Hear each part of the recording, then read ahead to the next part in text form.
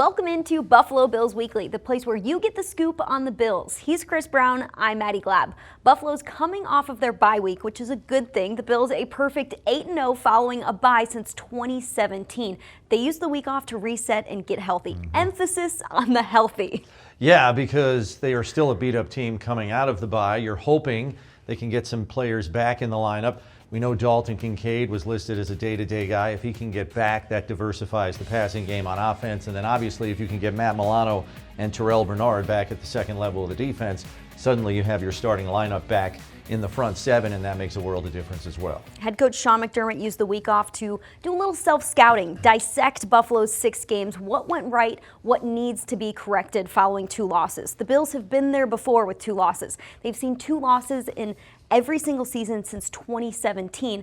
They followed up those losses with a win in 6 straight seasons. Why do you believe the Bills can get back to winning? Because they usually spend their time in the bye week, or if they have an extra practice like they did in Monday of this game week leading up to Carolina, with an extra practice session, they focused exclusively on fundamentals in pads.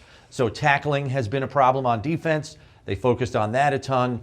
And then I think just getting lined up right and the communication defensively has been an issue at times. So they worked on that in terms of hurrying up to the line of scrimmage, getting ready to execute a play, and making sure across the board everyone's on the same page. It sounds simple, but they needed work on it. They did work on it. A week off is sometimes the perfect time to get back to the fundamentals. Things start rolling in season, and it's easy to forget some of those things. Buffalo's offense has struggled to find a groove in the last 2 weeks. Offensive coordinator Joe Brady said, "We're not broken. I'm confident in who we have." He's right. While Buffalo's offense has had some bumps in the road, they're still moving the football. Right now, second best in offensive success rate, meaning they're getting first downs frequently. 3rd most first downs per game at 23. Yeah, and look, they have to get back to what has worked for them. That's establishing the run, which helps them stay on schedule in terms of down and distance. You know, the game against Atlanta a couple of weeks ago, the run game not as successful early on, and they got into long down and distance. That allowed the Atlanta pass rush to tee off on them. You got to stay out of long down and distance against this Carolina defensive front because they can get after you as well. The problem is they've got the number 3 run defense in football, so you've got to really bear down here and really execute your run game right from the jump. Yeah, executing the run game, getting James Cook back going in motion, and maybe using some of those other running backs that were so good for Buffalo last season. Yeah, and look, they started to mix in some of their other backs. Ray Davis has a receiving touchdown last week against Atlanta. So Ty Johnson, as we know, is the 3rd down back. I think they want to get touches for Cook in the passing game as well. So I think there could be a wrinkle here that you can add. You had time on the bye week to try to assess where are some of our tendencies that maybe tell the defense what's coming, maybe play off of that and check to a pass, or flare James out with late motion and get him out in space where he can get you more yards with his speed. The Bills are getting some reinforcements back on defense as defensive end Michael Hoyt and defensive tackle Larry Ogunjobi come back from suspension. Ogunjobi gives the defense a veteran presence, 108 starts. Hoyt, on the other hand, he offers versatility to the defensive line. Why does Buffalo's defense need these 2 right now? Well, partially due to what they've lost at defensive tackle in terms of injury. Daquan Jones probably unlikely to play with the calf injury he suffers in pregame warmups right before the game against Atlanta. He's labeled as a week-to-week injury, so I think it's a long shot that he plays this week, and you already have TJ Sanders and Dwayne Carter on injured reserve. So I think Ogunjobi's going to step right into that rotation. I expect Deion Walker to start alongside Ed Oliver, but when that second wave comes through, that's when Ogunjobi is unquestionably going to be on the field. And then as far as Hoyt goes, he's a movable chess piece to your versatility point, Maddy. I think you could see him standing up on the edge in an overload situation next to a pass rushing defensive end, or he could be the guy with his hand on the ground as a defensive end. He can also line up off the ball and be used as a blitzer. We've often seen Milano and Bernard in the past used as A-gap blitzers. You could use Hoyt there as well. So I think the unknown is a weapon the Bills should use to their advantage against Carolina, having never seen Ogunjobi and Hoyt in a Bills uniform on tape in the regular season. Getting toughness and physicality out of those 2 will definitely help the linebackers and the secondary. We're going to take a break, but when we return, the best press conference clips coming up next. we've been able to run the ball pretty well. Play action pass game, I think it's been pretty good. Inside the numbers has been pretty good. Obviously, there's a lot of directions that you can go to try to clean things up, and ultimately, wanting to go out there and play the best that I can play for this team. And it comes down to, again, just going out there and executing each and every given play call that Joe gives, but making sure that throughout the week we're straining in practice and finishing on plays. And sometimes it's the small things. You learn a lot from these losses that maybe you don't learn in wins. So again, we're just looking forward to trying to correct those and move on. Well, I think everybody know he was a reigning MVP last year, and everybody know what he is and who he is as a person, as a football player and all. Like, that's generational talent. He's a great quarterback, so that's somebody right there you got to be honed in on, because he can make plays with his legs or throw the ball. So he's a great quarterback. The way that they run that offense, it's very ground heavy. Sounds like a heavy lift week for the defense as well to slow those guys down. I think they're the number one rushing team in the league, so that's a big thing for stopping the run. I think that's a good going to that game, like knowing that the number one team, so we know they're gonna run the ball and like see what we can do against them. You know what I mean? Just seeing those guys will be cool, but at the end of the day, we're both the teams are there for one outcome, and that's to win the freaking game. You know what I mean? So that's what we're playing for. We're not playing for a revenge game or nothing like that. Hell no, we're playing Buffalo Bills versus the Carolina Panthers, or you can say Josh Allen and the Bills versus Andy Dalton and the Panthers. You know what I mean? Like, that's what this game is about, and that's what the game is going to be about. How weird will it be to see Shaq on that other sideline? It'll be weird, but Shaq's like a big brother to me. So we still got that relationship. We still talk constantly. So I know he'll be coming in here steam ready. So I got to match that energy. So wish the best for him. Hey Shaun, this team, very good running team, and unlike some of the others like Henry, Bijan, and others, you got two guys that can do it. How difficult is a challenge for a defense knowing that they can roll two guys in and out against you? Yeah, I think the ability to have two guys is certainly powerful and dangerous. There's very few in the league who have two. I think overall it's they bring a lot to the table in terms of what they do at the line of scrimmage and the tackles they break, and the numbers speak for themselves. Yeah, I think a broader comment is just what a good football team this is, and a good football organization, starting with the head coach, Coach McDermott, someone I really respect. They play with a lot of discipline, they play with toughness. You can tell that they value those things in every phase, on offense, on defense, on special teams. It just shows up on tape. These are guys that want to do right, and they want to show up with energy, and they want to be physical. They want to have that be their identity. And so that part kind of matriculates throughout. And if you look at this offense, yes, it's all centered around Josh Allen. This is a really good running team, and they've had very productive run games pretty much consistently throughout the year. And they can attack you in different ways. He can attack you with his legs. They have a balanced run game, and they have a bunch of skill players that are dependable for him. They understand the scramble play, and they get open for him. They keep working, and they know that's a part of what they do. So there's a lot of challenges that they present, a lot of things that we have to be disciplined about, and staying connected to their receivers through the down.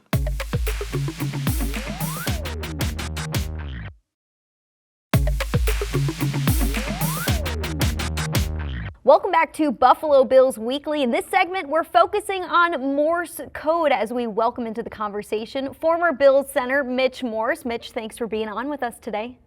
Maddy, Glab, you look great as always. Thank you so much for having me on, and I'm looking forward to chatting with you. Oh yeah, since we don't have a game to talk about, I want to dive into a player's mindset off of a bye week. Shaun McDermott, since 2017, a perfect 8-0 off of a bye. That is not easy to do. What happens at one Bills drive during a bye week, Mitch? Well, your bones get a little bit of a breather. Your nervous system comes down to baseline, and then what you do is you just hammer out the stuff that might have been ailing you, not only physically, but on the field as well, right? Like self-scouting is so prevalent in this league, and the Bills do such a good job of that. They've been heavy at work these past few days, of course, getting probably for coaches great nights of sleep, which is about 6 hours, and you're going in there and you're trying to progress as a football team, and then you're trying to set the tone immediately when you get back by, I think on Monday it was fundamentals, right? Getting back, usually that's a day where you're just literally moving. The old body, motion is lotion, but these dudes were firing off on all cylinders immediately. But it's just kind of being candid with yourself, figuring out what might be holding you back a bit, and then just implementing the stuff that you know needs to be done. And sometimes that's not reinventing the wheel. Sometimes that's the little stuff. And I think that's what you're going to see in this Bills, is just kind of focusing back on the little things, the little details. Coming off of those 2 losses, McDermott said, I want to take a look at what's under the car. I want to make sure our process is correct from the way we meet to the way we practice. When it comes to self-scouting and dissecting those first 6 games of the season, how do the coaches then describe what they want to change to the players once all the players get back into that building? Well, it's a good question, Maddy. Some of the self-scouting that you do is, of course, the process part, but some of the stuff that you self-scout as well is just formations or breakdowns or the little analytical stuff that gets the guys upstairs really fired up, right? So the process part might be a little more subjective. You're kind of going to figure that out on the fly. That's something that might kind of just mature and be very fluid. Whereas the analytic part is going to be something finite, clear, concise. They're going to absolutely know how to implement that day one. So there's 2 different folds of this. There's 2 different schools of thought. There's also 2 different playing fields and battlefields they can attack this on. It'll be interesting to see what they come out with against a very good Carolina offense and defense. Yeah, speaking of Carolina being a good defense, Buffalo's offense struggled to score 30 points in the last 2 weeks. Why do you believe they can get back to being a productive offense? Well, that's another great question, Maddy. I think this is one of those things that you just got to keep the main thing. You accentuate what you're good at, and then you tighten up the things that might have been ailing you, right? And I do think that comes down to that Monday practice, which is the fundamentals. Scoring in this league is extremely hard. It doesn't mean it's not the standard, but it is extremely hard. And I think we've been spoiled a bit with that scoring regimen this team has been putting up.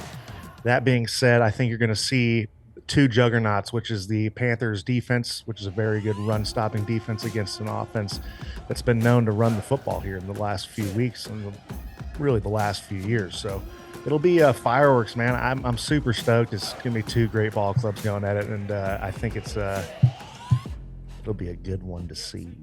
Yeah, I'm looking forward to it as well. Another away game for the Bills. Coming off of 2 straight losses, the Bills have faced 2 straight losses in every single season since 2017, but they haven't followed it up with a 3rd loss since 2018. Shaun McDermott and his team, including you, when you were a part of the Bills, you guys know what to do coming off of a couple losses. You know how to reset and you know how to course correct, and I think a lot of fans are looking forward to seeing what the Bills put on the field against the Carolina Panthers. Mitch, thanks for joining us.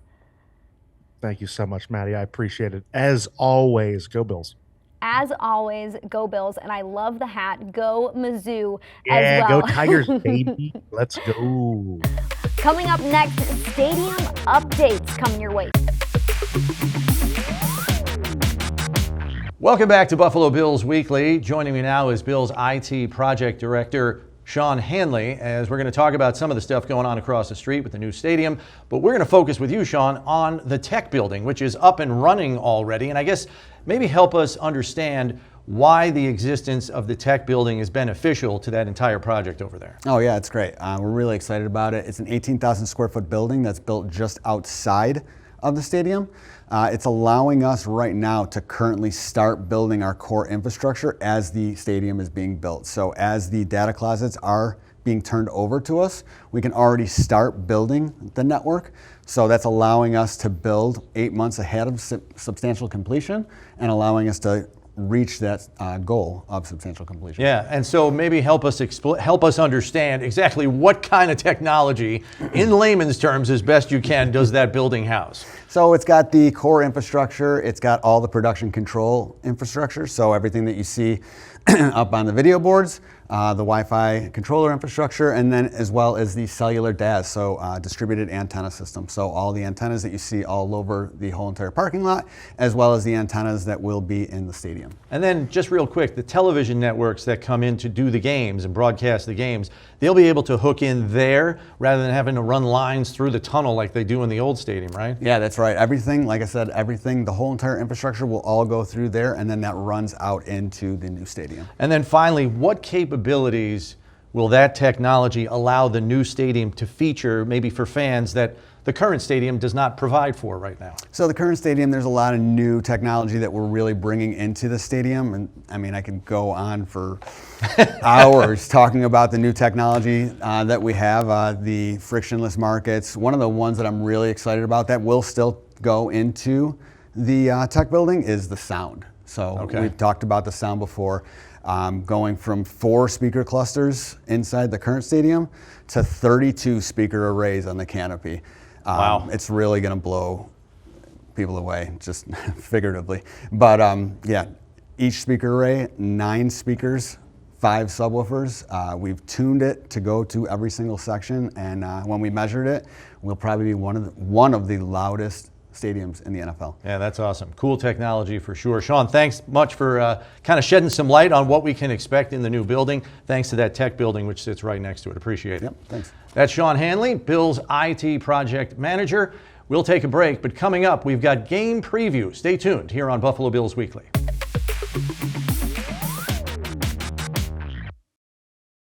Welcome back to Buffalo Bills Weekly. The Bills are back on the road for a game against the Carolina Panthers in Week 8. According to NFL analyst Tom Pelissero, Carolina is likely without their starting quarterback Bryce Young due to a high ankle sprain. That means veteran quarterback Andy Dalton is in. Dalton brings 15 years of experience to the game and is no stranger to Carolina's offense. How does Dalton change things? I don't know that he changes much at all. You're talking about the number 3 rushing attack in football that now has Chuba Hubbard back with Rico Dowdle, who has lit the world on fire the last few weeks. 200 total yard from scrimmage games when Hubbard was out. Now they're working those two together. I'm kind of anticipating a 70-30 split in favor of Dowdle to Hubbard. He's a more explosive athlete than Hubbard, who's more of a grinder. And I think they're going to lean on that run game against what has been, let's be honest, a porous Bills run front. So they're going to test that and try to get Andy Dalton into some play action situations where he can, hit the second level of the defense. And look, Dalton, to your point, yes, he's a veteran. I think he's 2-2 in his career against the Bills, 4 career games, all with Cincinnati, 6 touchdowns, 6 picks. Hopefully he throws the Bills a couple of opportunities to get some takeaways. As we know, they have not had a multi-takeaway game this season.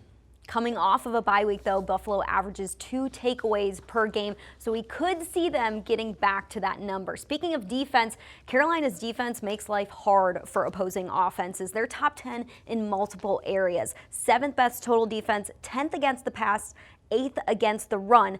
They're allowing under 95 rushing yards per game. Why is it so hard to move the ball against them? They're just big and stout right up front on the line, led by Derek Brown, of course, who's a former top 10 pick, and that guy is a wrecking ball. He tosses linemen aside like sacks of potatoes. So they really got to be mindful of where he is and then get 2 linemen on him in most situations. Maybe use those duo concepts in the run game.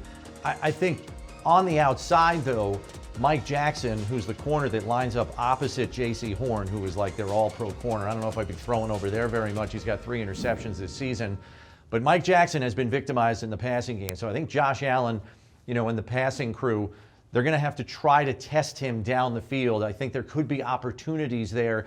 And again, if Kincaid is back in the lineup, he and Shakir, I think, could eat in the middle of the field. Their linebackers are not known to be very good in coverage. Buffalo's offense has struggled to stay on schedule in the last 3 games with turnovers. Offensive coordinator Joe Brady said, "We have to stop making it look so hard for us." That means getting back to their true identity, leaning on the run game to open up the pass game. Why is this game the right one to do that?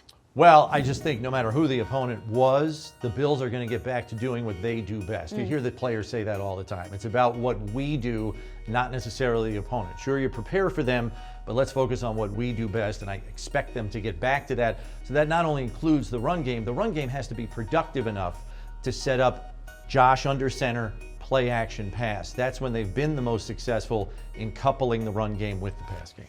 Moving to Carolina's offense, they're averaging just over 21 points per game, but you can't overlook them because they've got some weapons. Wide receivers Ted McMillan and Xavier Legette are big and physical. Then they have the running back Rico Dowdle, who's explosive, 3rd most rushing yards right now with 551. How do you stop multiple weapons? Yeah, you've got to kind of keep tabs on all of them, right? Dowdle is the guy you've got to focus on first, because if you can slow him down along with Hubbard, you create those long and down and distance situations where your pass rush can turn on. I also think with those two big receivers outside, the Bills are just going to have to be nasty and physical with them.